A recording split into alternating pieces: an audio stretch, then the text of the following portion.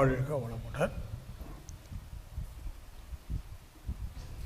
இப்போ வேதாத்திரிய பயிலகங்கள் ஆங்காங்கே ஓரளவுக்கு சிறு அளவில் திறந்துட்டுருக்குறோம். குறிப்பாக எதற்குன்னு கேட்டிங்கனாக்கா, ஏற்கனவே நிறைய மன்றங்கள் தமிழ்நாடு முழுவதும் இருக்குது. 1000க்கு மேற்பட்ட தவ மையங்கள் இருக்குது. பயிற்சிலாம் நல்லா தான் சொல்லி கொடுத்துட்ருக்காங்க. ஆனால் இந்த பிரம்மஞான விளக்கம், அதாவது மெய்ப்பொருளை பற்றிய விளக்கம் இப்போ ஓரளவுக்கு கொடுக்கக்கூடியவங்க ரொம்ப குறைவாக தான் இருக்கிறாங்க. அதில் அழகர் ஐயா அவங்க ரொம்ப சிறப்பான மனிதர். நம்ம பங்காரு ஐயா அவர்கள் மடை திறந்த வெள்ளம் போல அந்த உரைகள், குரு ராகவேந்தர் இரவில் நீங்கள் பார்க்குறீங்க, அதெல்லாம் ஒரு டெக்னிக்ஸ். எப்படி நாம் அகநோக்கி திரும்புவது, அந்த ஸ்டில்னஸ் எப்படி மைண்டை கொண்டு வர்றதுக்கு, இந்த ஸ்ட்ரெஸ் எல்லாம் எப்படி ரிலீஸ் பண்ணுறது. இப்போ இதெல்லாம் இன்றைக்கி அங்கே பார்க்க முடியாது நீங்கள். ஏன்னா வெறுமனே வாமிட்டிங்னு சொல்லுவாங்க. ஓரளவு தெரிஞ்சுக்கிட்டதை கற்றதை கற்றுக் கொடுக்கறது. சாமி சொல்லுவாங்க, ஓதி உணர்ந்தல், உணர்ந்து ஓதுதல். வேதாத்திரி பயிலகத்தில் உணர்ந்து தான் எல்லா ஆசிரியர்களும் ஓதுறாங்க. ஏன்னா அங்கே சிறப்பானவங்கள்லாம் வெளியில் தள்ளப்பட்டாங்க. நல்ல உணர்ந்து பேசக்கூடியவங்கள இருக்க விடலை. அப்போ மகிழ்ச்சியுடைய கருத்துக்கள் சிறிதும் பிழையின்றி மாறுபாடு இன்றி நேரடியாக மக்களுக்கு போய் சேரணும். அங்கே காலத்துக்கு ஏற்றவாறு ஏதோ ஒரு உள்நோக்கத்துக்கு ஏற்றவாறு மாற்றிடுறாங்க. நேற்று ஐயா அவங்க பேசும்போது, அழகர் ஐயா பேசும்போது அந்த 14 திட்டங்களை சொன்னார் இல்லையா, போர் இல்லா. எப்போ உலகத்தில் போர் வராதுன்னு கேட்டிங்கன்னா, என்றைக்கு மதங்கள் எதுவுமே இல்லையோ, அல்லது எல்லா மதங்களும் ஒன்றுபடுது. ஒன்று எல்லா மதங்களும் ஒன்றுபடணும், அல்லது இல்லாமல் போகணும். மதங்கள் தான் அனைத்துக்கும் காரணம். இன்றைக்கி நம்ம மதத்தை பெருமையாக சொல்லிக்கிறோம். நான் இந்த மதத்தை சேர்ந்தவன், இந்த மதம் புனிதமான மதம் எல்லாம் சொல்லிக்கிறோம். அஃப்கோர்ஸ் எல்லா மதமும் புனிதம்தான். ஆனால் அந்த புனிதம் மனதுக்கு வரல. மதத்தில் உள்ள வேதங்களில் ஏற்றுச் சுரக்கையாக இருக்குது. அதான் மகரிஷி கடைசி வரியில், பல மதங்கள் பல கடவுள் பழக்கம் ஒழித்து பேருண்மை ஒன்றை தேர்ந்தெடுவோம். அப்போதான் போரில்லா நல்லுலகம் வர முடியுங்கிற கருத்தில் எழுதியிருக்காங்க. ஆனால் போய் நீங்கள் அங்கே பார்த்தீங்கன்னா அந்த கடைசி 2 வரி இல்லை, எடுத்துட்டாங்க. அப்போது மகரிஷியோட கருத்து என்ன ஆகுது? இப்போது மறுக்கப்படுது. அப்போ ஒரு குருனுடைய கருத்தை மறுத்து ஒரு அமைப்பு எப்படி சரியாக போக முடியும்? அப்போ இன்னும் அடுத்த ஜெனரேஷன் வரும்போது இன்னும் சில விஷயங்கள் மறுக்கப்படும். அடுத்த ஜெனரேஷன் வரும்போது இன்னும் கருத்து மறுக்கப்படும். கடைசியில் சங்கம் இருக்கும், வேதாத்திரி இருக்க மாட்டார். சங்கமம் இருக்காது. சங்கம் இருக்கு. சங்கம் எதற்கு? சங்கமத்திற்கு. சங்கமம் இல்லை. அப்படி ஆயிடுது. இப்போ வேதாத்திரி பயிலகத்தில் தமிழ்நாட்டில் இப்போ ஒரு 26 தவமையங்கள் வேதாத்திரி பயிலகம். ஒரே கருத்து, பணம் வாங்காமல் கற்றுக் கொடுக்கும். முதல்ல அங்கே உடற்பயிற்சி, காயக்கல்பா, தியானம், அகத்தாய் பயிற்சிகள் எல்லாம் நடக்கும்.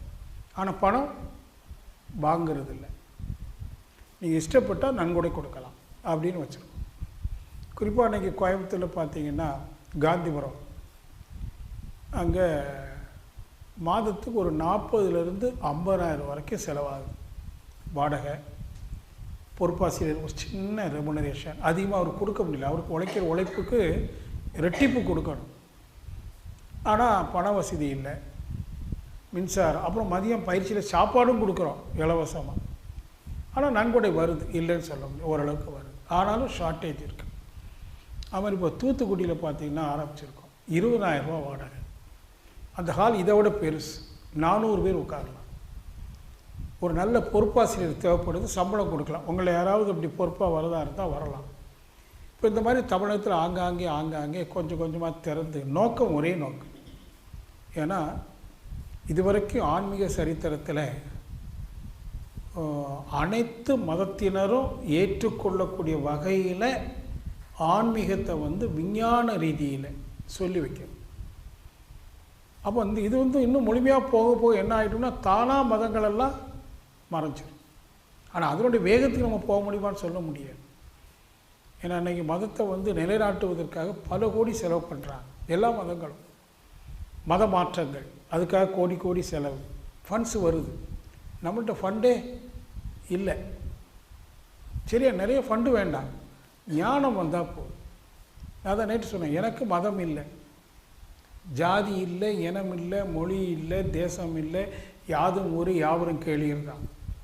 ஆகையினால மனசில் பேதங்கள் இல்லை, எதுவும் தப்பு இல்லை. லவ் மேரேஜ் பண்ணாங்க, வேறு ஜாதி, பரவாயில்ல. அதனால் என்ன இருக்குது? ஈவேரா பெரியார்கிட்ட அவருடைய ஒரு சீடனை போய் சொல்கிறான், ஐயா என் மகன் வேறு இனத்து பெண்ணை விரும்புகிறான், அவனை அதை தடுத்து நிறுத்தி எப்படியா சொல்லணுமே, என்ன செய்யுதுன்னு கேட்டேன். உடனே இவர் என்ன கேட்டார் தெரியுங்களா? வேறு இனம்னா என்ன இனம், விலங்கி இனமானு கேட்டேன். உன் பையன் விலங்கி எதையாவது காதலிக்கான? மனிதனம் தானே, மனிதனத்தில் என்ன வேறு இனம்? எவ்வளோ பெரிய விஷயம் பாருங்கள். வேறு இனம்னு சொல்லணும், விலங்கினமானு கேட்குறேன். எவ்வளோ அற்புதமான விஷயம். அந்த மாதிரி அப்படி தான் இருக்கணும். நாம் அந்த சீடனை மாதிரி தான் நம்மளாம் இருக்கணும். இனம் உணர்வுகோள் எழுதி போட்டிருக்காங்க. என்ன இனம்? மனித இனம் என்ற உணர்வுகோள். இங்கே ஜாதி அடிப்படையாக வச்சு, மதத்தை அடிப்படையாக வச்சு வேறுபடுத்தி சண்டை போட்டு தாழ்த்திக்கிட்டே இருக்கணும். ஆனால் வாழ்க்கை தரம் உயர்ந்துகிட்டே இருக்குது, இந்த வாழும் தரம் தாழ்ந்துக்கிட்டே இருக்குது. இதெல்லாம் கொஞ்சம் கொஞ்சமாக மாற்றி வைக்கிற ஒரு பொறுப்பு இப்போ யாருக்கு இருக்கணும்? இந்த பொறுப்பு யார் எடுக்கிறது? இப்போ காலையில் அன்பரோடு பேசிட்டு போது யார்கிட்டையும் பொறுப்பு இல்லை, குடும்ப பொறுப்பு கூட இல்லை, குடும்பத்தை கட்டி காக்கணும் பொறுப்பு கூட இல்லை. அப்படின்னு இந்த நாட்டை உலகை எப்படி கட்டி காக்கிறது? அந்த பொறுப்பு யாருக்கு வர முடியும்? தன்னை உணர்ந்தவர்கள். அதை அவர் பண்ணார். உன்னை அறிந்தால் உலகத்தில் நீ போராடலாம். போராடணுமா வேண்டாமா? எதுக்கு போராடணும், எதுக்கு போராடக்கூடாது இருக்கு?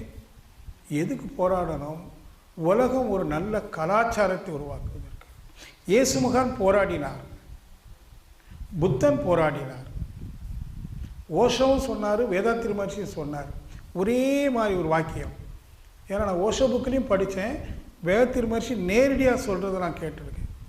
அவங்க சொல்கிறாங்க, என்னுடைய ஆன்மீக சரித்திரத்தில் நான் 2 போராளிகளை சந்தித்திருக்கிறேன். அந்த போராளிகள்கிட்ட ரத்தம் கிடையாது, யுத்தம் கிடையாது. கத்தியின்றி ரத்தமின்றி யுத்தம் என்று வருகுதுன்னு பாடினா பாருங்கள். அந்த மாதிரி அவங்க ஆன்மீகத்தில் ஒரு புரட்சி செய்தாங்க. அது சாமி சொல்லும்போது அது புரட்சின்னு சொல்கிறோம், அது சரியான வார்த்தை திரட்சின்னார். திரட்சினா வெண்ணெய் திரண்டு வருதுன்னு சொல்லுவாங்க இல்லையா? வெண்ணெய் திரண்டு வருது தயிரில், திரண்டு, அதான் திரட்சி. ஆனால் திரட்சினா அவங்களுக்கு புரியாதுங்கிறதுக்காக புரட்சி. ஆங்கிலத்தில் அதை புரட்சிக்கு ஆங்கிலத்தில் என்னங்க? ரெவல்யூஷன் இல்லையா? இந்த புரட்சிக்கு பேர் ரெவல்யூஷன் இல்லை, ரெவலேஷன். ரெவலேஷன் ஒரு வேர்டு சொன்னார். ஐ மெட் இன் மை ஸ்பிரிச்சுவல் ஹிஸ்டரி 2 ரெவலேஷனிஸ்ட். ஓஷோவும் சொல்கிறாரு, சாமிஜி சொன்னார். அது 2 பேர் யார் தெரியுமா? புத்தனும் இயேசு. அந்த காலகட்டத்தில் தவறான இறை நம்பிக்கை வச்சுருந்தாங்க யூதர்கள். அதெல்லாம் மாற்றும்போது அந்த புரட்சியாக சொன்னார் இயேசு, ஐ ஆம் த ட்ரூத், நானே சத்தியமாய் இருக்கிறேன். ஆனால் அது தப்பாக புரிஞ்சுக்கிட்டாங்க. அவர் நானே என்று சொன்னது இயேசு சொல்லலை, சுயமே சத்தியம். அப்போ எல்லாருக்கும் ஒரு சுயம் இருக்கு இல்லையா? அந்த சுயம்தான் சத்தியம்னார். நீ வெளியில் பார்க்குறது கடவுள் அல்ல, உனக்குள் இருக்கிற சத்தியம், ட்ரூத். அதான் ட்ரூத் ரியலைசேஷன் சொல்கிறோம். அது ஒரு புரட்சி. அது மாதிரி புத்தன் கடவுளையே மறுத்தான், மறுப்புவாதம்னு சொல்லுவாங்க. புத்தருடைய கொள்கை முழுவதும் மறுப்புவாதம். எதை மறுக்கிறாங்க? அது வரைக்கும் மக்கள் எதை சரின்னு சொல்லி வந்துட்டு இருந்தாங்களோ அதெல்லாம் மறுத்தார். அது சரியில்லை அப்படி மகரிஷி சொன்னார். பிறகு ஒரு காலகட்டத்தில் மகரிஷி ஆழியாரில் பேசும்போது, நான் 3வது ஒரு புரட்சியாளனை சந்தித்து கொண்டிருக்கிறேன்னார். அவர் தான் மகாகவி சுப்பிரமணிய பாரதியார். அவருடைய பாடல்களில் நிறைய புரட்சி இருக்கும். பார்ப்பானை பார்ப்பான் என்று சொல்லும் காலமும் போச்சேன்னார். படிச்சிங்களா? பூனில் அத்து போட்டார், கொண்டையை வெட்டிட்டார், மீசையை முறுக்கினார், முண்டாசு வச்சுக்கிட்டார். பார்ப்பானை பார்ப்பான் என்று சொல்லும் காலமும் போச்சே சமுதாய புரட்சி ஆரம்பித்தார். பெண்களுக்கு விடுதலை ஒரு புரட்சி ஆரம்பித்தார். அப்போ இவர் அடுத்த ஒரு ரெவல்யூஷனிஸ்ட். 1993 நாகர்கோயிலில் அறிவித்திருக்கோயில் திறப்பு விழா முடிந்து இரவு சாமிஜி எங்கள் வீட்டில் சாப்பிட்டுட்ருக்காரு டைனிங் டேபிளில். சாமிஜிட்ட, சாமிஜி என்னப்பா நீங்கள் 3 பேர் தான் சந்திச்சிங்க, நான் 4 பேரை சந்தித்தேன். அவர் வாயிலேருந்து சப்பாத்தி கீழே விழுந்துருச்சு. யார் அந்த 4வது? வேதாத்திரி மகர்ஷி. நான் சொன்னேன், உங்களுடைய ஸ்பிரிச்சுவல் கேரியரில் நீங்கள் 3 பேரை தான் சந்திச்சிங்க. இப்போது என்னுடைய ஸ்பிரிச்சுவல் கேரியரில் ஒரு 4வது ரெவல்யூஷனிஸ்ட் நான் சந்திச்சிட்ருக்கேன் சாமிஜின்னு. அவர் புரிஞ்சுட்டு அவரை தான் நான் சொல்கிறேன்ட்டு வாயிலேருந்து சப்பாத்தி வந்துச்சு. அப்புறம் கொஞ்ச நாள் போச்சுது. 2000, 2010 நாள் போக போக என்னையே நான் ஒரு புரட்சியாளனாக சந்தித்தேன். நான் எதையும் விட்டு கொடுக்கறதில்லை. அதுக்கு அர்த்தம் நோ காம்ப்ரமைஸ். உங்களுக்கு தகுந்தவாறு பேசுகிறது, இவங்களுக்கு தகுந்தவாறு பேசுகிறது, அப்போ தான் காசு கிடைக்கும், அப்போ தான் சீட்டு கிடைக்கும். நோ, உண்மையை உள்ளது உள்ளபடி எடுத்துரைக்கின்ற ஒரு தைரியம். அதனால தான் வெளியேற்றப்பட்டேன். வெளியேற்றப்பட்டது காரணமே உள்ள உண்மையை உள்ளவாறு பேசினதுனால. அவங்க எடுக்கிறாங்க. மகிழ்ச்சி உணர்ந்து சிந்தித்து ஒரு சமுதாயத்தில் ஒரு புரட்சி உருவாகணும். அந்த புரட்சி நோக்கம் அனைத்து மதங்களும் ஜாதிகளும் இனங்களும் எல்லை கோடுகளும் எல்லாம் அகன்று யாதும் ஊரே கணியன் பூங்கொண்டன் 2000 ஆண்டுகளுக்கு முன்பு எழுதின அந்த யாதும் ஊரே யாவரும் கேளீர் என்கிற ஒரு கலாச்சாரம் உருவாகணும். அப்படின்னா ஒரு ஆன்மீக புரட்சி அது திரட்சியாக வரணுங்கிறதுக்காக நிறைய பாடல்களில் அதை வலியுறுத்தியிருக்காங்க. இப்போ அதை எடுத்துக்கொண்டு மக்கள் புரிய வைத்து, இந்த புரட்சியில் எப்படின்னா கத்தியின்றி இரத்தமின்றி விளக்கத்தின் மூலமாக. நம்ம அம்புரோஸ் என்ன மதம்? பிறப்பால் கிறிஸ்துவர். ஆனால் இப்போ அவர் கிறிஸ்துவர் அல்ல. அவர்கிட்ட கேளுங்க சொல்வார்.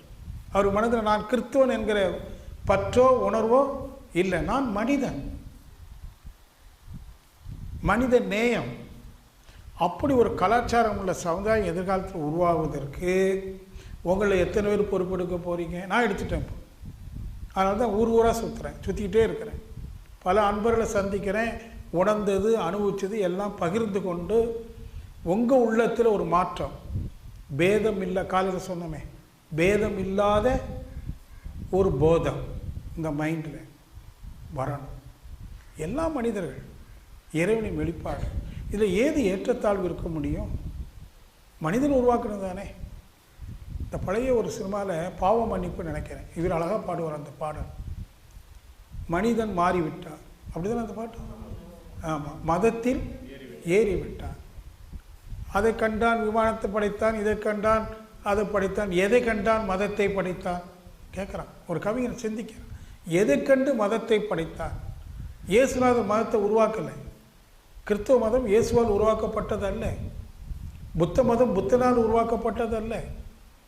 மகான்கள் மதத்தை உருவாக்கவில்லை, மனிதர்களை உருவாக்கினார்கள். அதுதான் ஈவேரா பெரியார் சொல்லிகிட்டே வந்தார். நீ மதத்தை பார்க்காத மனிதனை பார், இறைவனை தேடாத மனிதனை தேடு, மனித நேயத்தை தேடு. அற்புதமான சிந்தனைகள். அப்போ இதெல்லாம் ஒரு வேதாத்திரி மகர்ஷியின் சீடர்கள் வாழ்த்து காட்டும். முதல்ல வாழ்த்து காட்டும், அப்புறம் பிறருக்கு வழிகாட்டும். அந்த ஒரு பொறுப்பு, சோஷியல் ரெஸ்பான்சிபிலிட்டி நம்ம அனைவருக்கும் வேணும். அதில் உங்களில் ஒரு சிலர் உடலால் கொடுக்க முடியும். உங்களில் சிலருக்கு நல்ல அறிவு இருக்குது, பேச்சு திறமை இருக்குது, பேச்சால் கொடுக்க முடியும். ஒரு சிலருக்கு 2 இல்லை, பணம் இருக்குது, பணத்தால் கொடுக்க முடியும். 3 வளம் இருக்குது: உடல் வளம், அறிவு வளம், பணபலம். இதில் உங்கள்கிட்ட எது மிகையாக இருக்கிறதோ அது வேதாத்திரி பயிலத்துக்கு நீங்கள் கொடுக்கணும். ஏன்னா எல்லாம் இலவசமாக கொடுக்குறோம், செய்கிறோம், ஃபண்டு இல்லை. இப்போ வேதாத்திரி பயிலும் குறிப்பாக கோயம்புத்தூரில் ரொம்ப சிறப்பாக நடக்கும். அதுக்கு நல்ல முக்கியமான ஒரு காரணம் நம்முடைய கனகராஜ் தானே, கனகராஜ் பொறுப்படுத்திருக்கார். அவருக்கு பின்புலமாக இருந்து சுரேஷ்குமார், விவேகானந்தன், செல்வின் இவங்கெல்லாம் பின்புலமாக இருந்து அற்புதமாக கொண்டு போகிறாங்க. நீங்கள் வாட்ஸ்அப்பில் பார்த்தீங்கன்னா தெரியும். அதனால் இன்றைக்கு நீங்கள் திரும்பி போகிற போது உங்களால் இயன்ற நன்கொடைய அவங்கள்ட்ட கொடுத்து ரசீது வாங்கி கொள்ளுங்க, ஊக்குவிங்க.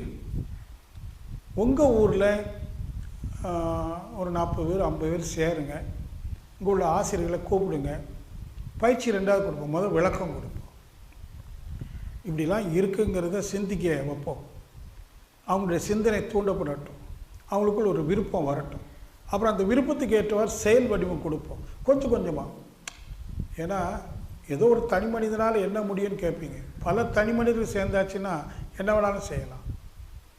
அப்போ எதிர்கால உலகத்தில் ஒரு புதியதோர் கலாச்சாரம், அங்கே நீதிமன்றங்கள் இல்லை, காவல் நிலையங்கள் இல்லை, இராணுவங்கள் இல்லை, யார் வேணாலும் எங்கே வேணாலும் போகலாம். நோ விஷா, வித்தவுட் விசா எங்கே வேணாலும் போகலாம். ஏன்னா யாதும் ஊரே விதைப்போம். இன்றைக்கி விதைக்கிறோம், என்றைக்கோ மரம் வரும், விளைவு அன்னைக்கு நாம் இருப்போமோ இல்லையோ, ஆனால் நிச்சயமாக வரும். இதை ஒரு பொறுப்பாக எடுத்து நாம் செய்யணும். என் மனசில் இது ஒரு அர்த்தமுள்ள வாக்கியான தினசரி நினச்சி தூங்குறேன்னு சொன்னால் இன்றைக்கி நான் ஏதோ செஞ்சுருக்கேன். 4 பேருக்கு ஏதாவது உணர்வில் கை வைக்கிறது மாதிரி ஏதோ செஞ்சுருக்கோம். ஓகே, அப்போ இன்றைய என்னுடைய செயல், என்னுடைய இன்றைய வாழ்வு மிக அர்த்தமுடையதாக இருந்தது என்று கருதி நிம்மதியாக தூங்குறோம். அது மாதிரி நீங்கள் ஒவ்வொருவரும் எதிர்காலத்தில் உங்களை நீங்கள் அப்படி உயர்த்தி ஒரு நல்ல வழிகாட்டியாக, ஒரு கைட், ஒரு ஆசிரியராக, சரிதானே? உங்கள் வீட்டில் நீங்கள் ஆரம்பிச்சுங்க. இனிமேல் உங்கள் வீட்டில் என்ன இருக்கக்கூடாது? ஜாதி மத பேதங்கள். உங்கள் குழந்தைகள் என்ன சொல்லி வளர்க்கணும்? இதெல்லாம் சொல்லி தான் வளர்க்கணும். உங்கள் வீட்லேயும் குழந்தைகள் இருக்குது, பேர குழந்தைகள் வரும், அவங்களுக்கு பேதங்களை சொல்லாதீங்க. நீ இன்ன ஜாதி இன்ன மதம் அதுக்கு சொல்லாதீங்க.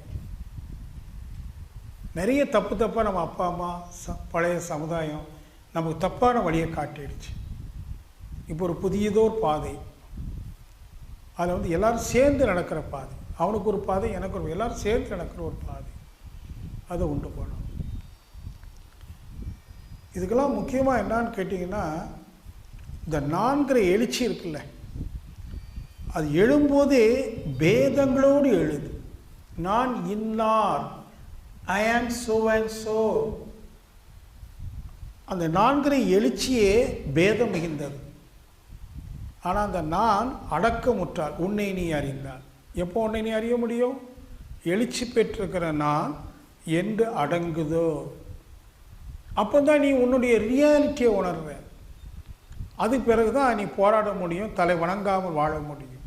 வாழ்ந்தாலும் தாழ்ந்தாலும். ஏன்னா அவனுக்கு இந்த தாழ்வுங்கிறது இல்லை, உயர்வுங்கிறது இல்லை, சமநோக்கு. அப்படி ஒரு மனசு அங்கே உருவாகுது. ஆகையினால முதல் லட்சியம் நம்ம எல்லாருக்கும் என்னவாக இருக்கணும்? தன்னை அறிதல், தன்னை உணர்தல். உன்னையே நீ அறிவாய். மீண்டும் சாக்ரட்டிஸை கூப்பிடுங்க. எப்படி நான் என்ன அறிவது? அப்படி போய்ட்டு நம்ம சிந்திக்க இருக்கிறோம், பல முறை சிந்திச்சிருக்கோம். அந்த சிந்தனையில் என்ன தெளிவு வந்ததோ அதிலிருந்து பெறலாது வாழ கற்றுக்கொள்ளணும். சரி, போகட்டும். கொஞ்ச நேரம் தியானம். உயர்ந்த சிந்தனைக்கு செல்வதற்கு முன்பாக தியானம் அவசியம். ஏன்னா தியானத்தில் மனதினுடைய இயக்க வேகம் குறையுது. பீட்டாவிலிருந்து ஆல்ஃபாவுக்கு வருது, இன்னும் ஆழ்ந்து போகிறோம், டீட்டாவுக்கு போகுது, அப்புறம் மீண்டும் வெளியில் வர்றோம், அந்த உணர்வோடு வர்றோம், உயர்ந்த கருத்துக்களை கேட்குறோம், சிந்திக்கிறோம், தரம் மாறும். சிறிது நேரம் துரிய தவம்.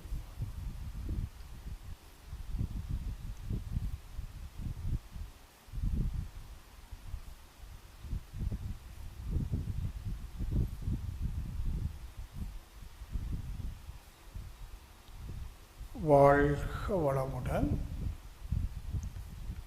நிறைவு செய்கிறோம். சாந்தி சாந்தி சாந்தி.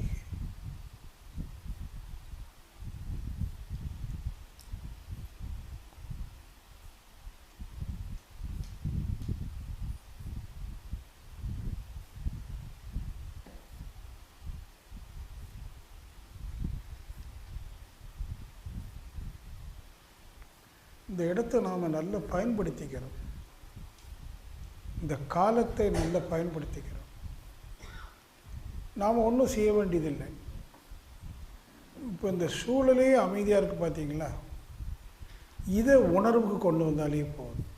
மெதுவாக கண்களை மூடி இந்த இயற்கை சூழல் அதை உணர்வாக, எண்ணங்கள் இல்லாது. எண்ணங்கள் இருக்குமானா உணர்வு இல்லை. எண்ணங்கள் இல்லாமல் உணர்வு ரீதியில் இருந்து அந்த குருவி சத்தம் மூடுது அப்படின்னா அதையே கேட்டுட்ருக்குறோம். இங்கே எந்த டிஸ்டர்பன்ஸும் இல்லை. அப்போ ஒரு undisturbed mind or undisturbed soul, எதனாலும் பாதிப்பு அடையாத ஒரு ஆன்ம நிலைக்கு வர்றோம். இதெல்லாம் ப்ராக்டிஸ் பண்ணுறோம். ஏன்னா பொதுவாக மனிதனுக்கு அமைதினா என்னன்னு தெரியாது. இன்பம் உணர்வு இருக்குது, துன்ப உணர்வு இருக்குது. ஆனால் அமைதிங்கிற ஒரு அனுபவம் பொதுவாக மனிதர்களுக்கு இல்லை. அமைதின்னு சொன்னால் இன்ப துன்ப எண்ணங்கள் இல்லை. கண்ணு திறந்துருக்கு, அப்படியே பாருங்கள், அருமையாக இருக்குது, ரம்மியமாக இருக்குது. அதை உணர்வாக உள்ளே வாங்கிட்டு அப்படியே சும்மா இருந்தோம்னா உணர்பவன் அமைதியாக இருக்கிறான் என்று உணர முடியும். அதான் உண்மையான நான் நிர்ச்சலனமாக இருக்குது, அமைதியாக இருக்குது, ஆனந்தமாக இருக்குது. உண்மையான நான். பண்டு காலத்தில் ரமண மகர்ஷி வாழும்போது ரமணர்கிட்ட அவங்க சீடர்கள் போய் கேட்பாங்க, ஐயா ரொம்ப துன்பப்படுறேன், கஷ்டப்படுறேன், எனக்கு ஏதாவது வழிகாட்டுங்க, உபதேசம் கொடுங்க, அறிவுரை சொல்லுங்க. அவர் சொல்வார், சரி அதனால் என்ன இருக்குது நான் சொல்கிறேன், இருக்கட்டும். யாருக்கு துன்பம்னு கேட்டார். எனக்கு துன்பம். அவன் சொல்கிறான், எனக்கு துன்பம். உனக்கு என்றால் எனக்கு உடனே இருந்தாலும் எதற்கு துன்பம்? அந்த நான் என்பது துன்பப்படுதுன்னு சொல்றியே, அந்த நான் எங்கே இருக்கு? உனக்குள்ள அந்த நான் எங்கே இருக்கு? என்னவாக இருக்கு? போய் பார்த்துட்டு வாம்பார். அப்படி உங்கள்கிட்ட சொன்னால் உங்களுக்கு ஏதாவது புரியுதா? அவர் என்ன சொல்கிறார், நீ தனியாக உட்காந்து நான் என்கிற எண்ணம் எங்கிருந்து எழுச்சி பெறுகிறது? நீ சொல்லல எனக்கு துன்பம், நான் துன்பப்படுகிறேன் என்றால் எது துன்பப்படுது? உடலா, மனமா? தெரியல, ஒரு குழப்பம். அப்போ அவர் சொல்கிறார், நீ அங்கே போய் உட்கார்ந்துக்கோ, கண்ணை மூடி உட்கார்ந்துட்டு யாருக்கு துன்பம் என்று கண்டுபிடி. அந்த நான் என்று சொன்னால் அந்த நான்கிறது உன்னுள் எங்கிருந்து எழுச்சி பெறுகிறது போய் கண்டுபிடி. கண்ணை மூடி உட்கார்.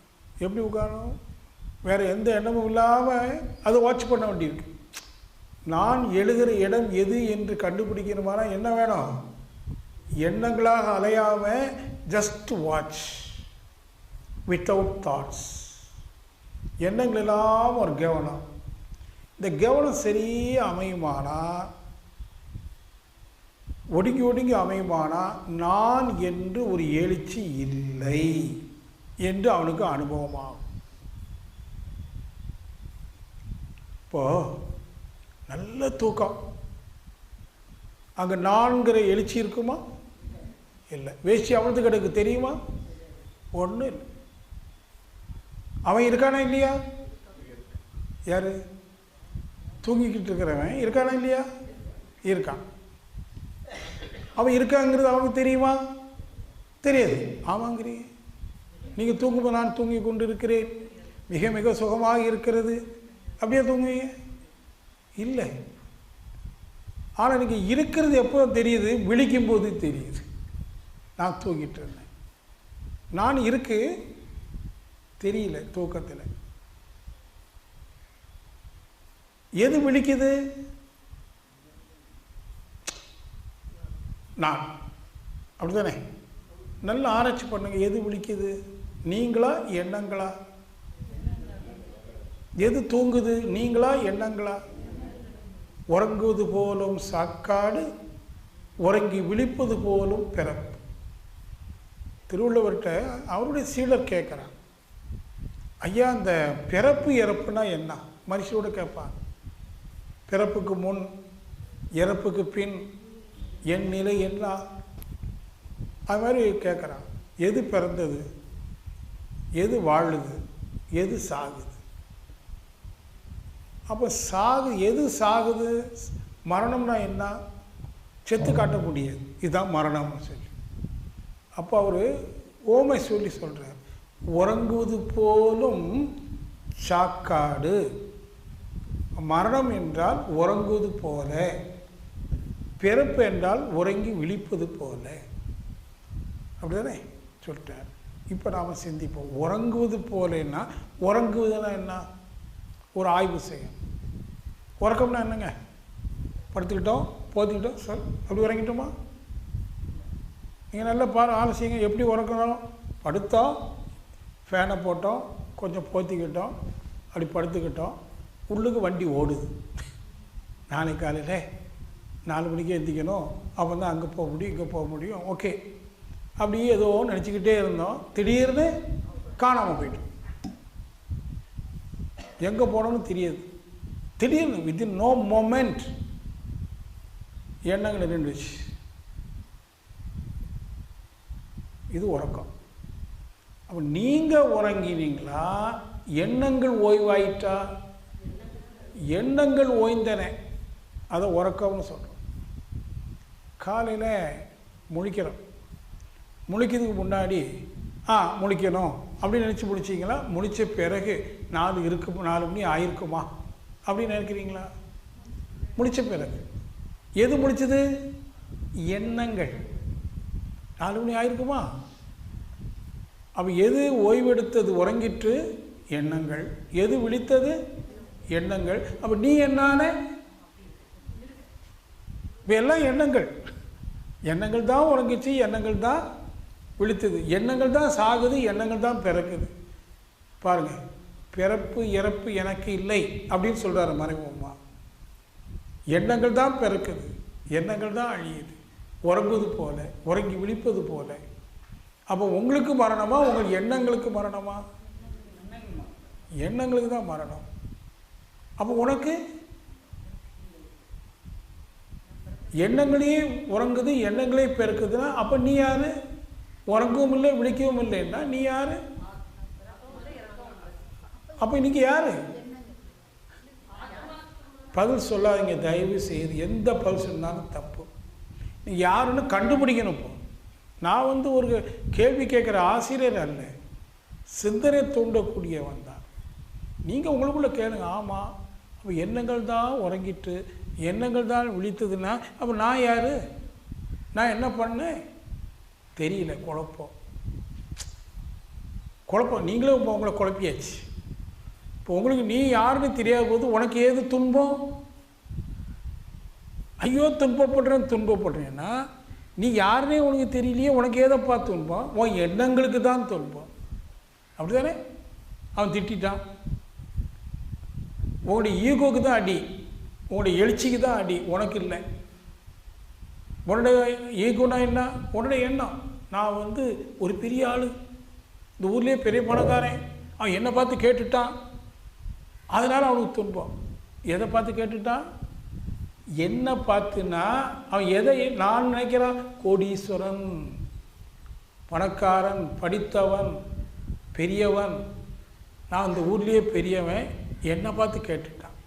அப்போ அவன் தன்னை என்னவா நினைக்கிறான்? பெரியவன் நினைக்கிறான். அது எண்ணம் தானே? நான் கொஞ்சம் நிறுத்திக்கிறேன், நீங்கள் சிந்திங்க. உங்களை நீங்கள் எதை வைத்து அடையாளம் காணுகிறீர்கள்? உங்களுடைய எண்ணங்களை வைத்து. உங்களுக்குள்ள ஒரு எண்ணம் இருக்குது, நான் டாக்டர். நான் டாக்டருங்கிறது உண்மையா எண்ணமா? உண்மை இல்லையா? அவன் டாக்டர் தானே, எம்பிபிஎஸ் எம்டி. இந்த மாதிரி கொஞ்சம் வித்தியாசமாக நாம் சிந்திக்க ஆரம்பித்தாதான் உண்மையில் எது நான் என்று கண்டுபிடிக்க முடியும். இந்த நானை கண்டுபிடிச்சான்னா கண்டுபிடிக்கல என்னன்னா, அப்போ நீங்கள் பிறக்கவே இல்லைன்னு அர்த்தம். உண்மையான நான் எது என்று தெரியலன்னு சொன்னால் உங்கள் வாக்கியம் பொய்யாயிடும். துன்பம் ஒரு பொய், இன்பம் ஒரு பொய். இந்த உலகமே மாயா, வாழ்வே மாயா. மாயானா இலூஷன், கற்பனை, இல்லை இருக்கதாக நினைக்கிறோம்.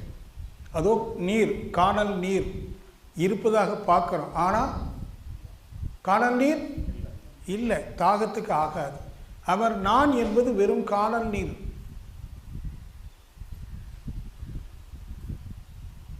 இங்கே தனியாக உட்கார்ந்து இது பேர் விசாரணை மார்க்கம். ஞான மார்க்கம், பக்தி மார்க்கம் சொன்ன மாதிரி ரமண மகர்ஷியுடையது விசாரணை மார்க்கம். விசாரணை என்ன? எது நான் என்று விசாரிக்கிறோம். யார்கிட்ட? உங்கள் மனசில் விசாரிக்கிறோம், எது நான். உடனே மனம் சொல்லுது நான் ராதாகிருஷ்ணன். உடனே அதுகிட்ட சொல்கிறோம், ராதாகிருஷ்ணனுங்கிறது என் பேர் தானே, நான் இல்லையே, எனக்குள்ளேயே. நம்ம 5-6 மணி தனியாக உட்காந்து பேசலன்னு வச்சுடுங்களேன். ராதாகிருஷ்ணனுக்கு என் பேர் தானே, நான் இல்லையே. அப்படியா? உடனே மனம் சொல்லுது நீ வியாபாரி. நான் உடனே வியாபாரங்கிறது என் தொழில் தானே, அது நான் இல்லையே. ஓ அப்படி சொல்கிறியோ? நீ நாவூருக்காரன், அது என் முகவரி, நான் இல்லையே. சரி, அப்போ நீ ஒரு பேராசிரியர், அது என்னுடைய ஒரு பொறுப்பு, அது நான் இல்லையே. இந்த மாதிரி நீங்கள் உங்களுக்குள்ளேயே என்ன செய்யணும்? விசாரிக்கிறீங்க. போலீஸ்காரன் திருடன் விசாரிக்கிற மாதிரி நீங்கள் ரெண்டாக பிரிஞ்சுக்கிடணும். உங்கள் மைண்டை என்ன பண்ணிக்கிடணும்? நான் அடிக்கடி சொல்லுவேன், அந்த பழைய சினிமாவில் ஒன்று அப்படி வரும். ஜெமினி கணேசன் நிற்பான், இன்னொரு ஜெமினி கணேசன் வருவான், பார்த்து 2 பேரும் பேசுவான். அது யார்? மனசாட்சி. அப்போ நீங்கள் ரெண்டாக பிரிஞ்சுட்டு கேள்வி நீங்களே கேட்கணும், பதில் நீங்களே சொல்லணும். விசாரணை, உங்களே நீங்கள் விசாரிக்கிறீங்க. என்கொயர். நீ ராதாகிருஷ்ணன் தானே? ஒன்று நான் சொல்கிறேன், நான் இல்லை, அந்த இன்னொரு மனம் சொல்லுது இல்லை இல்லை அது என் பேர். நீ நார்மல் தானே? இல்லை இல்லை அது என் ஊர். நீ வியாபாரி தானே? இல்லை இல்லை அது என் தொழில். அப்போ பாருங்கள், அது ஒன்று சொல்லுது, இன்னொன்று அதை மறுக்குது. நீ இதுதான் ஒன்று சொல்லுது, இன்னொரு மனம் என்ன சொல்லுது? மறுக்குது. இப்படியே உங்களை மறுத்து மறுத்து வந்தீங்கன்னா அதுக்கப்புறம் அவனுக்கு கேட்குது கேள்வி இல்லை, உங்களுக்கு மறுக்கிறதுக்கு ஒன்றும் இல்லை. அப்போ என்ன இருக்கும்? நீங்கள் ட்ரை பண்ணு, நீங்கள் முயற்சி பண்ணுங்கள், என்ன இருக்குன்னு கண்டுபிடிங்க. பதில் சொல்லாங்க, சொன்னால் தப்பு. அது உங்களுடைய புத்தி, அறிவு, இரவல் வாங்கின அறிவு. நீங்கள் வச்சிருக்கிற அறிவு எல்லாமே உங்கள் அறிவு இல்லை, கற்று பெற்ற அறிவு. கல்லாது ஒரு அறிவு உள்ளே இருக்குது, அது இன்னும் நம்ம கைக்கு கிடைக்கல. இப்போ இதெல்லாம் மறுக்கிறோம். ஆனால் இப்போ பாருங்கள், நீங்கள் யார்கிட்ட போனாலும் நீங்கள் உங்களை எப்படி அறிமுகப்படுத்துறீங்க? என் பேர் பாமா, செல்வினுக்கு மனைவி, ஸ்கூலில் டீச்சரு, ஒரு பேராசிரியர் அறிமுகப்படுத்துறீங்க. நீங்கள் எதை சொல்லி அறிமுகப்படுத்துறீங்க? ஒரு அடையாளங்களை சொல்கிறீங்க. உங்களை சொல்லவே இல்லை. உங்களுடைய அடையாளங்கள், ஐடென்டிட்டி பாக்கெட்டில் வச்சுருக்குமா? கொடுத்து காட்டு, இதுதான் நான். அதில் என்னெல்லாமோ எழுதியிருக்கு, அதான் நான். அது என்னுடைய அடையாளங்கள். அடையாளங்கள் எப்படி நானாக இருக்க முடியும்? அடையாளங்கள் எப்படி நானாக இருக்க முடியும்?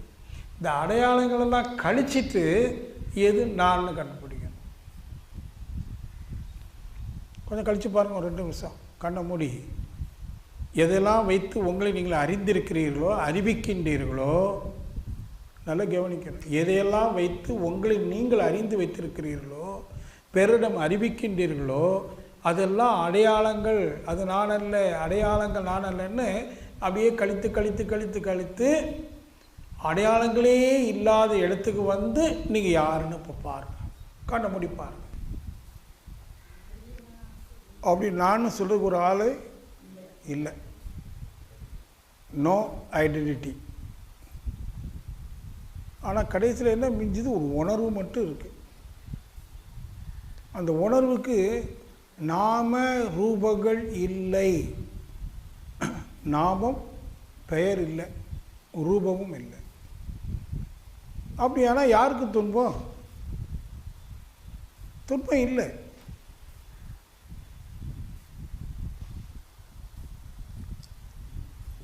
நீங்கள் எப்படியாவது கொஞ்சம் முயற்சி பண்ணி அந்த நான் எதுன்னு தேடி படிக்க.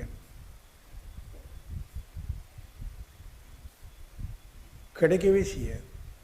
ஏன் கிடைக்கலன்னா அப்படி ஒன்று இல்லை. அப்போ இப்போ இருக்குது நான் என்ன? நான் அப்படின்னா மனசு தான் நானாக இருக்கு.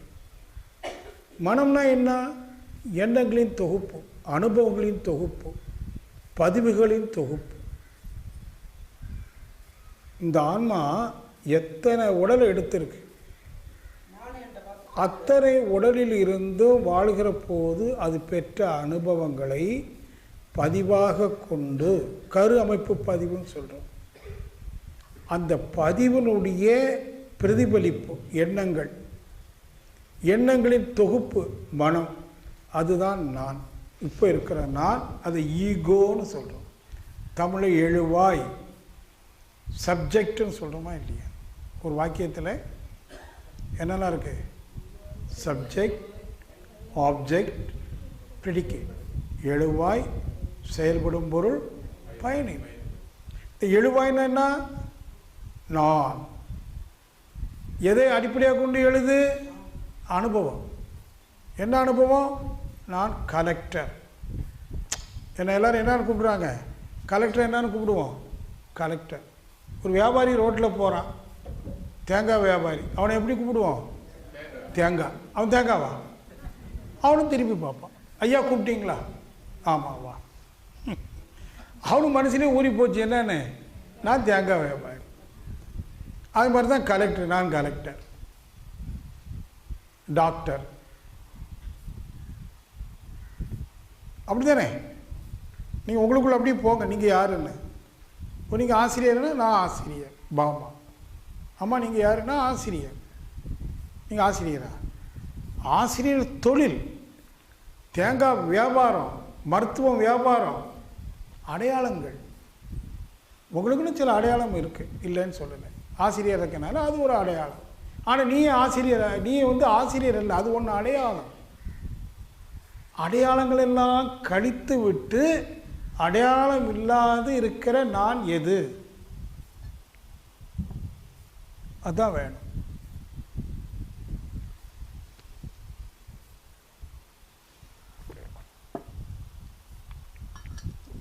மீண்டும் சொல்வேன், இந்த முயற்சி நீங்கள் எடுக்கலைன்னு சொன்னால் நிச்சயமாக வாழ்க்கையில் துன்பங்கள் உண்டு, இன்சல்ட்டிங் உண்டு. எதுக்கு இன்சல்ட்டிங்? உங்களுக்கா, உங்கள் அடையாளத்துக்கா? எதுக்கு பாதிப்பு? அடையாளத்துக்கு தான் பாதிக்குது, அதுதான் டிஸ்டர்ப் ஆகுது. ஆனால் உண்மையாக நான் டிஸ்டர்பே ஆகாது. It is undisturbed soul. அது யாராலும் டிஸ்டர்ப் பண்ண முடியாது. அதான் கிருஷ்ணன் சொல்கிறான், உன்னுடைய அம்பு அந்த ஆன்மாவை தொடாது, உன்னுடைய நெருப்பு அந்த ஆன்மாவை சுடாது, உன்னுடைய நீர் நனவிக்காது. ஆன்மா என்பது அன்டிஸ்டர்ப்டு ஒன். அதான் நீ. நான் என்னை யாராலையும் டிஸ்டர்ப் பண்ண முடியாது. நாயே பேயன்னு திட்டினாலும் எப்போ டிஸ்டர்ப் ஆகும்? அந்த ஈகோ. நான் பணக்காரன், அவன் ஆஃப்டர் ஆல் சொல்கிறோமா இல்லையா? சிலனை பார்த்து அவன் என்ன பேசிட்டான், ஹீஸ் ஆஃப்டர் ஆல் ஒரு ஆட்டோ டிரைவர், என்ன பேசிட்டான். இவன் பெரிய ஆளாம், பணக்காரன், அவன் ஆட்டோ ஆஃப்டர் ஆல். வெறும் ஆட்டோ டிரைவர் இல்லை, ஆஃப்டர் ஆல் அடையாளம்.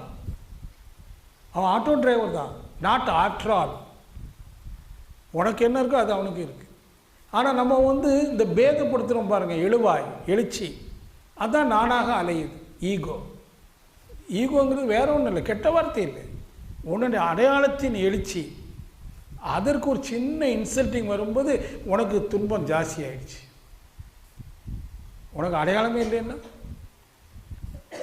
இப்போ இப்படி வச்சுடுங்களேன். ஒருத்தன் ஒரு அனாதை, 20 வயசு ஆச்சு, அவனுக்கு பேர் இல்லை, யாரும் பேர் போடலை, படிக்கலை, வேலைக்கு போகலை, ஒன்றும் இல்லை, சும்மா இருக்கிறான். அவன்கிட்ட போய் நீ யாருன்னு அவன் என்னன்னு சொல்லுவான்? பேர் இல்லை, தொழிலும் இல்லை, ஊரும் தெரியாது, அனாதை, ஒன்றுமே இல்லை, அவன்கிட்ட ஒன்றுமே இல்லை. அவன் என்னான்னு சொல்லுவான்? நான். அடுத்த வார்த்தை இப்போ நீங்கள் சொல்லிடுவீங்க, நான் ஆசிரியர், நான் போலீஸ்காரன். அந்த நாளுக்கு ஒரு அடையாளத்தை உங்களுக்கு வச்சுருக்கீங்க, அவனுக்கு அடையாளமே இல்லை. அவன் உயர்ந்தவனா, நீங்கள் உயர்ந்தவர்களா? பிச்சைக்காரன், அடையாளமே இல்லாதவன். அதான் அனாதி. தமிழ் அனாதை, சான்ஸ்கிரிட்டில் அனாதி, ஒன்றும் இல்லாதவன். உண்மை அதுதான். ஆதி அந்தம் இல்லா ஜோதி சொரூபனே. அனாதியை அதான் ஜோதி. அருட்பெரும் ஜோதிங்கிறது எது தெரியுமா? அனாதி, selfless, no self, no identity. அதான் இருக்கலே பெருமை. அதனால தான் ரமணர் மீண்டும் மீண்டும் ஆன்ம விசாரணை, ஆன்மானா என்னான்னு விசாரி, அப்படி ஒன்று இல்லை. அனாத்மா, அனாத்மானா ஆத்மா இல்லை.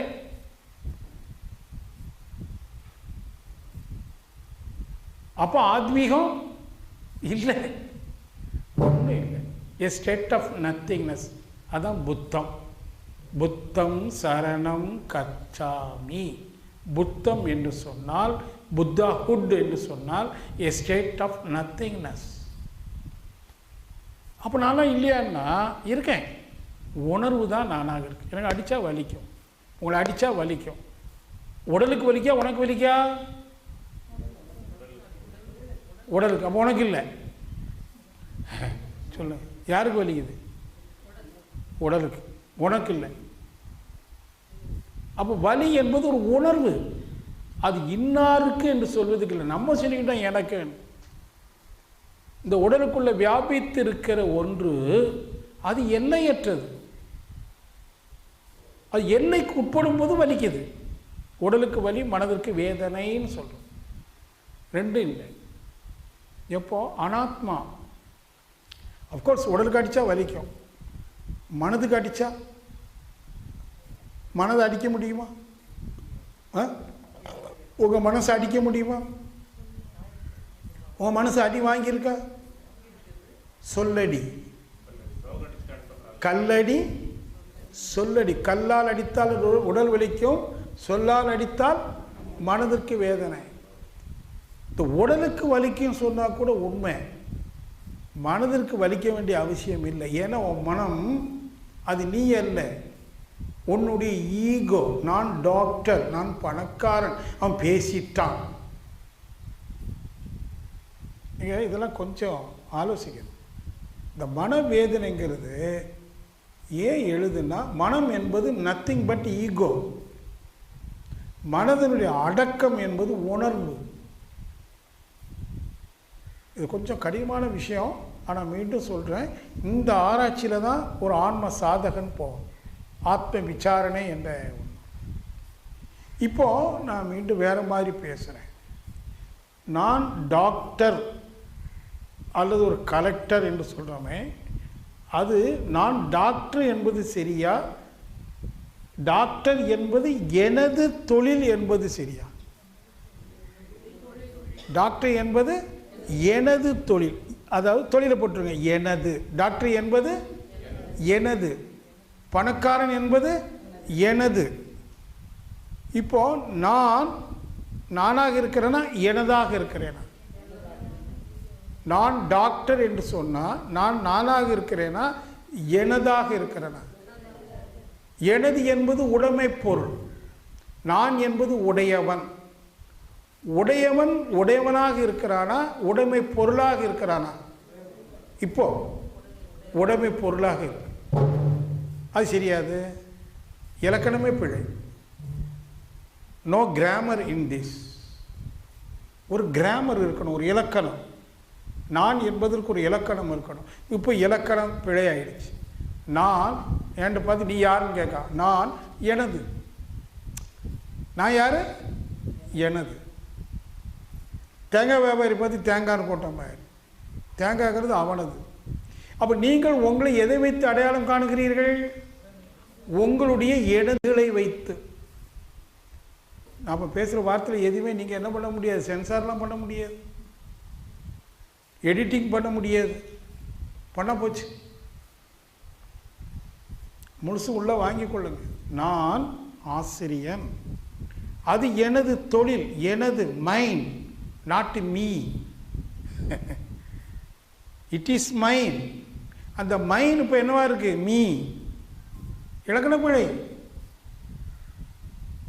இந்த நான் என்கிற அகராதிக்கு இலக்கண பிழை வந்துருச்சுன்னா உங்கள் வாழ்க்கையே பிழையாயிடும். அதான் ஆயிட்டுருக்கு. இப்போ என்டையர் சொசைட்டி பிழையாயிடுது.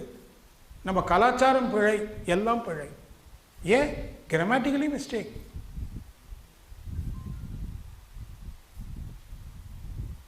அப்போ நான் என்பது எனது அற்றது, அப்படிதானே இருக்கணும். நான் என்பது எனது அற்றது.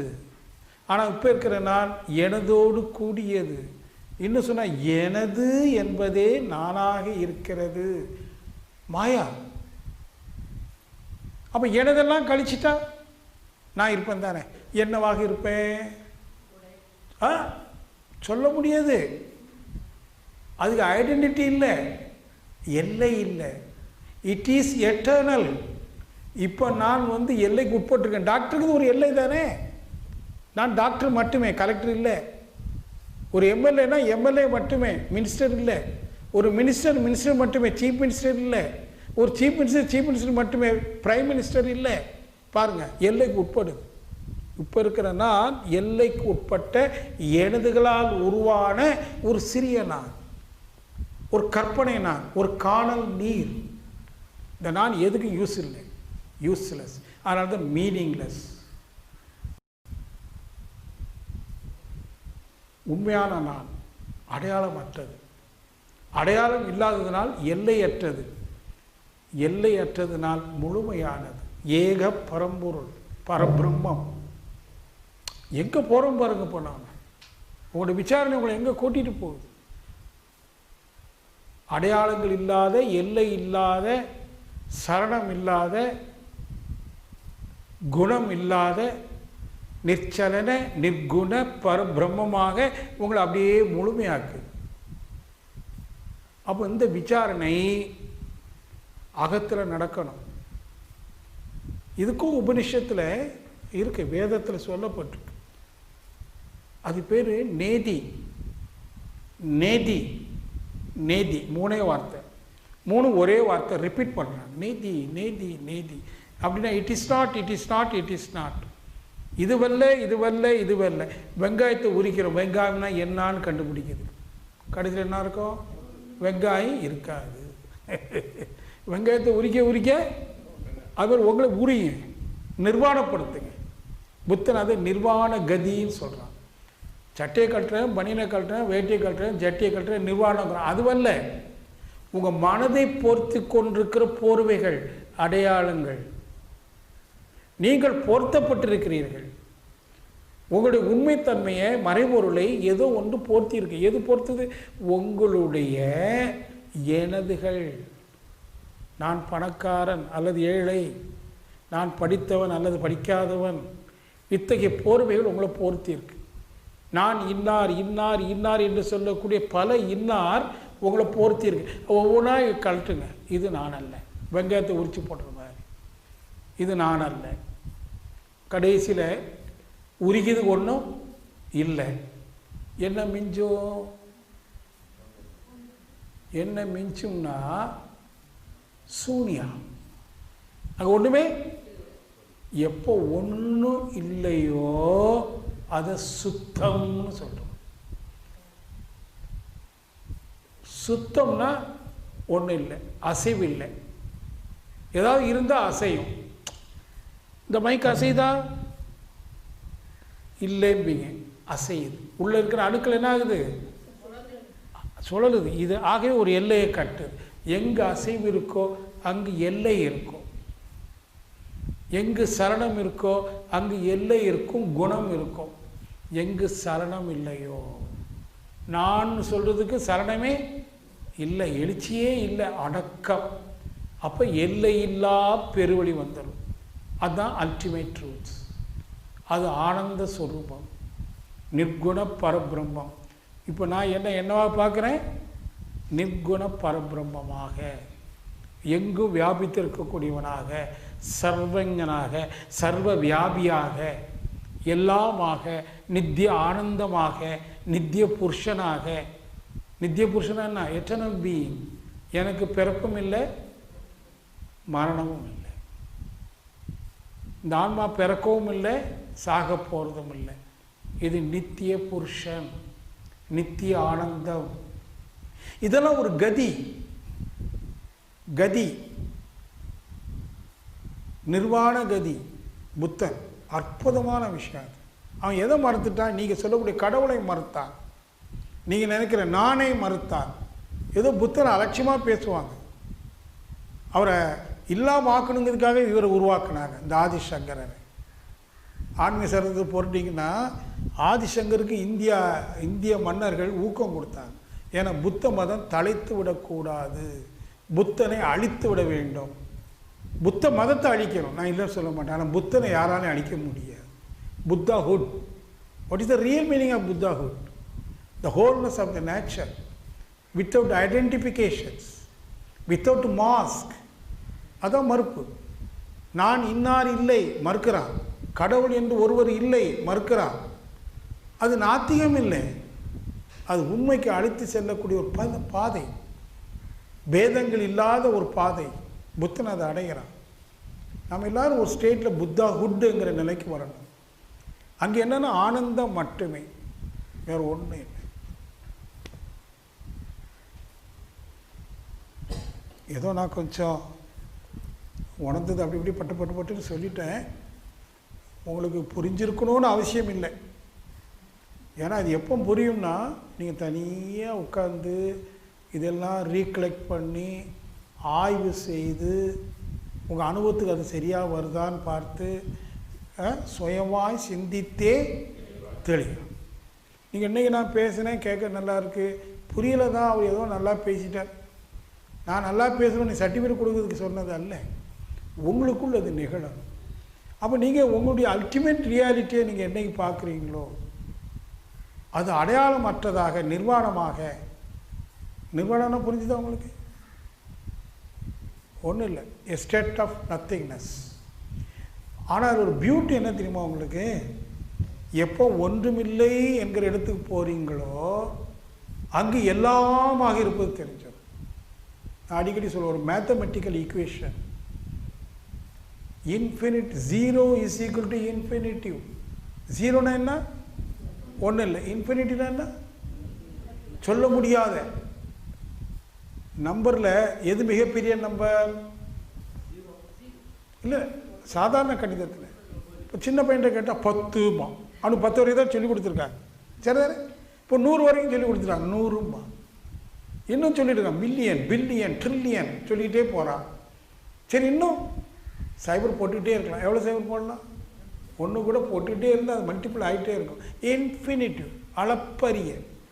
மிகப்பெரிய எண் அளப்பரியது, மிக சிறியதும் அளப்பரியது. சைபர் என்னன்னு அளக்க போகிறீங்க? எத்தனை முறை சைபரை கவுண்ட் பண்ணலாம்? சைபரை எத்தனை முறை கவுண்ட் பண்ணலாம்? வெறும் கையில் எவ்வளோ மூலம் போடலாம்? Infinitive. So zero is equal to infinitive. Nothingness is equal to wholeness. நீங்கள் நத்திங்னஸ்னு ஒரு ஸ்டேட் அடையும் போது you will become a wholeness of the nature. ஏக பரம்பொருள். எப்போ ஒன்றுமில்லாமல் போகிறீங்களோ அப்போ ஏகமாக மாறுவீங்க. பாருங்கள், ஆன்மீகம் எங்கே போகுது?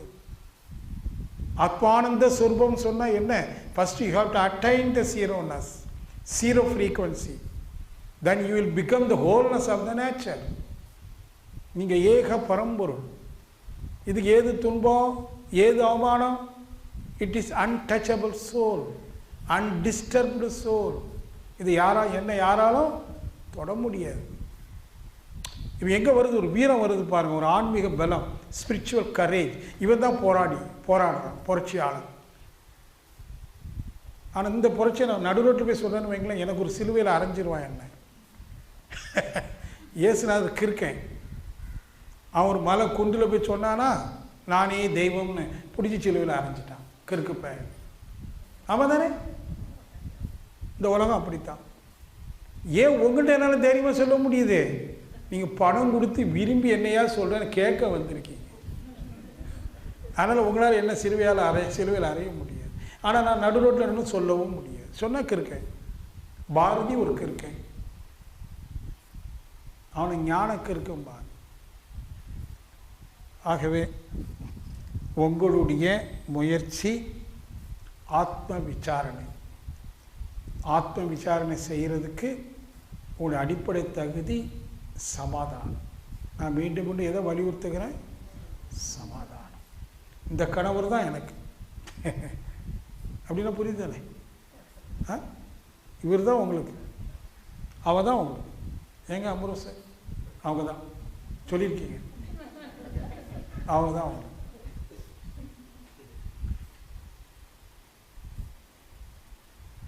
இதான் உங்களுக்கு. நீங்கள் அதை ஏற்றுக்கணும். கஷ்டப்பட்டு ஏற்றுக்காதீங்க, மகிழ்ச்சியா. இதான் என்னுடைய ஆசீர்வாதம், எனக்கு இறைவன் கொடுத்த ஆசீர்வாதம். சமாதானம், அமைதி, அப்புறம் சிந்தனை. அமைதி இல்லாமல் எப்படி சிந்திக்க முடியும்? யாருக்கு சுயமாக சிந்தித்து தெளிவாக இல்லை, யாருக்கு சிந்திக்க முடியும்? சிந்திப்பதற்கு என்ன வேணும்? அமைதி வேணும், சமாதானம் வேணும். ஆகவே உங்களுடைய இந்த உலகாயுத வாழ்க்கையில், இல்லற வாழ்க்கையில் நீங்கள் சமாதானம் அடைவீர்களாக. சுயமாக சிந்தித்து முதல்ல சமாதானம் அடைவீர்களாக. பொறாமை போட்டி எதுவும் வேண்டாம், இருப்பது போதுமானது. மெட்டீரியலாக இந்த கணவர் போதும், இந்த மனைவி போதும், இல்லை அவங்க அப்படித்தான், பரவாயில்ல இருக்கட்டும், பரவாயில்ல இருக்கட்டும், leave it, let it be, அடிக்கடி சொல்லுவேன். இதை நான் அப்படி தான் அந்த தாரக மந்திரம் மாதிரி எனக்குள்ளே போட்டோம். பரவாயில்ல, பல மேடு பள்ளங்கள் வாழ்க்கையில், பரவாயில்ல அப்படி தான் இருக்கும், அக்செப்ட் இட். அவங்க அப்படி தான் பண்ணுவாங்க, பரவாயில்ல அக்செப்ட் இட். இவன் என் மனைவி இப்படி தான் பேச முடியும், பரவாயில்ல accept it. Try to accept as it is. அப்போ சமாதானம், அமைதி, சிந்தனை. மலரே நீயார், மறைபொருளான தெய்வமே நான், சிலரே அறிவார் இவ்வுண்மை, சிந்தனை செய்ய வல்லவர்கள். மகிழ்ச்சி வார்த்தை எப்படி போடுறா பாருங்க, சிலரே அறிவார் இவ்வுண்மை. ஏன் பலரே அறிவார்னு போடலை? இவருக்கு என்ன பாரபட்சம்? உயர்த்திரு மகிழ்ச்சிக்கு அவருக்கு தெரியும், சிலரே அறிவார் இவ்வுண்மை. ஏன்னா சிலர் தான் சிந்திக்கின்றார்கள், பலர் சிந்திக்கலை. சிலரே அறிவார் இவ்வுண்மை, சிந்தனை செய்ய வல்லவர்கள். இப்போ என்னுடைய பணி என்னன்னா, உங்களை ஒரு சிந்தனைவாதியாக தூண்டுறது தான் என் பணி. இப்போ உங்களுடைய சிந்தனை நான் தூண்டி விட்டுட்டேன்னா நீங்கள் சிந்திச்சிருங்க, நீங்கள் தான் அடைய போகிறீங்க. ஆனால் நீங்கள் அடையணுங்கிற ஆர்வத்தை ஏற்படுத்துவதற்கு ஒரு சிந்தனை, ஒரு தாட் ப்ரொவைகேஷன். ஜஸ்ட் ஐ ப்ரொவைகேட், அவ்வளோதான். இப்படிலாம் இருக்குது, இப்படிலாம் இருக்குது, பாருங்கள், அற்புதம், வாங்க சிந்திங்க.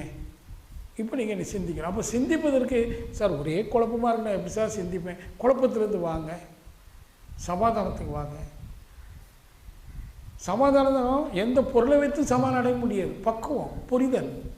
என் மனைவி இப்படி தான் இருக்க முடியும், என் கணவன் இப்படி தான் இருக்க முடியும். அது 18 வயசு பொண்ணு 18 வயசு பையன் அப்படி தான் இருப்பான். ஏதோ அவன் ஸ்மோக் பண்ணிட்டானா அது ஒரு பெரிய பிழை இல்லை. சமுதாயம் அப்படி இருக்குது. இப்போ அவனுக்கு 18 வயசு, காலேஜுக்கு போகிறான், அப்படி தான் இருக்கும். சரி, அவனை சொல்லி திருத்துவோம், முடிஞ்சால். முடியலைன்னா leave it. Nothing is in my hand. எப்போ நத்திங் இஸ் மைன் என்று சொன்னோமோ, nothing is in my hand.